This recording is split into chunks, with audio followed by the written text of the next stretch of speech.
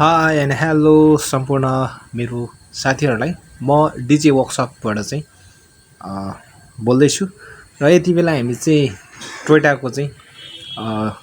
Toyota कारलाई चाहिँ हामीले इन्जिन झार्ने क्रममा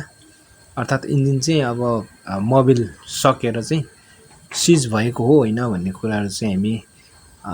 छुट्याउनको लागि चाहिँ हामी पुरै पार्ट्सहरू जोइन भएका पाइपहरू वायरहरू सबैलाई चाहिँ हामीले